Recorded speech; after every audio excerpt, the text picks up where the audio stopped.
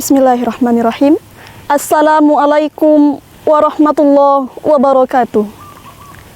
Innal hamdalillah nahmaduhu wa nasta'inuhu wa nastaghfiruh wa na'udzu billahi min syururi anfusina wa min sayyiati a'malina. May yahdihillahu fala mudhillalah wa may yudlilhu fala hadiyalah. Asyhadu an la ilaha illallah wahdahu la syarikalah wa asyhadu anna Muhammadan abduhu wa rasuluh la nabiyya ba'da amma ba'du. Wa qala ta'ala bismillahirrahmanirrahim ya ayyuhalladzina amanu kutiba alaikumusiyam kama kutiba alal ladzina min qablikum la'allakum tattaqun. Hadirin yang dirahmati Allah Subhanahu wa taala. Bersyukur kita kepada Allah, alhamdulillah. Pada kesempatan kali ini kita masih bisa berjumpa kembali di dalam rangka acara kuliah Ramadan, yang mana acara ini bertujuan untuk saling menasehati, wa tawasau bil haqq wa tawasau bis sabr, saling menasehati dalam perkara-perkara kebaikan. Salawat dan salam selalu tercurah buat Nabi kita Nabi Muhammad sallallahu alaihi wasallam dengan mengucapkan Allahumma salli ala Sayyidina Muhammad wa ala ali Sayyidina Muhammad. Hadirin yang dirahmati Allah Subhanahu wa taala. Di dalam kita berpuasa, tentu ada hal-hal yang perlu kita perhatikan. Hal yang terpenting adalah yang selalu diingatkan oleh Rasulullah sallallahu alaihi wasallam kepada kita, yakni tentang pentingnya menjaga lisan kita. Menjaga lisan dari perbuatan-perbuatan tercela yang dilarang oleh Allah Subhanahu wa taala, yang dapat menggugurkan pahala daripada puasa kita.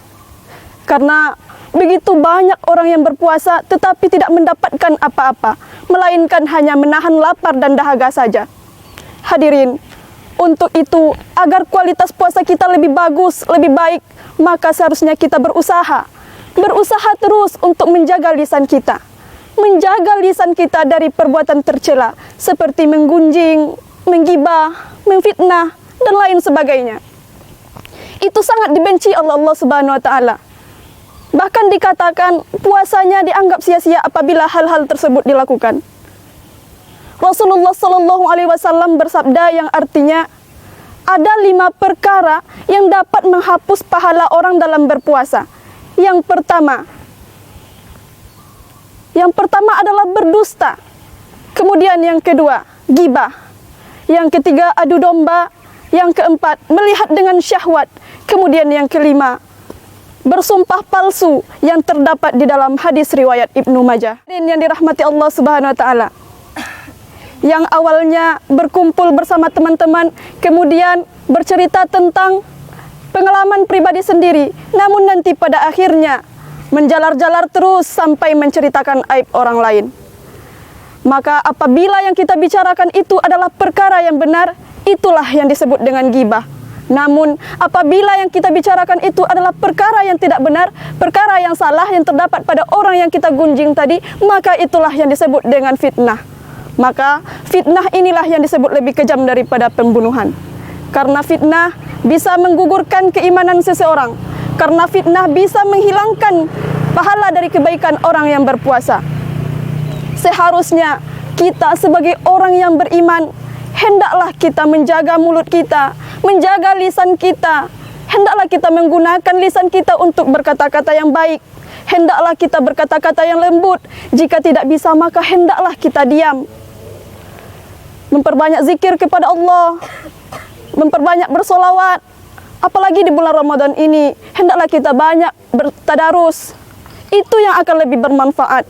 Itu yang akan diterima oleh Allah untuk meninggikan pahala dari puasa kita di bulan Ramadan ini.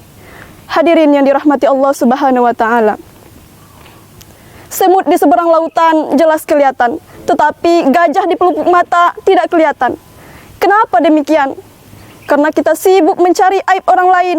Kita sibuk mencari kesalahan orang lain, sehingga kita lupa dengan aib diri kita sendiri. Kita lupa dengan kesalahan diri kita sendiri. Padahal kita juga orang yang kotor, penuh dengan dosa. Karena tidak ada manusia yang sempurna. Setiap manusia pasti mempunyai kesalahan dan dosa. Hadirin yang berbahagia.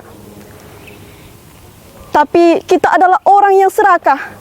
Kita adalah orang yang lupa dengan aib diri kita sendiri. Padahal kita juga mempunyai dosa yang banyak. Aib kita juga menumpuk. Na'udzubillah. Hadirin yang dirahmati Allah Subhanahu wa taala. Untuk itu di bulan Ramadan ini marilah kita sama-sama tingkatkan kualitas ibadah kita, tingkatkan keimanan kita. Jangan cuma menahan lapar dan dahaga saja, tetapi juga menahan mulut kita dari menggunjing dan menggibah. Karena menggunjing dan menggibah itu adalah perbuatan yang dapat mencelakakan kita, bukan hanya di dunia, tetapi juga mencelakakan kita di akhirat.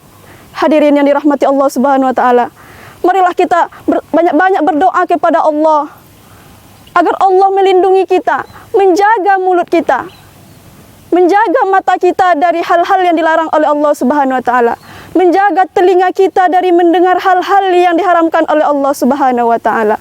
Mari kita tingkatkan kualitas keimanan kita kepada Allah, karena di bulan Ramadan inilah kesempatan kita untuk beribadah sebanyak-banyaknya. Mungkin hanya inilah yang dapat saya sampaikan. Lebih dan kurang saya mohon maaf.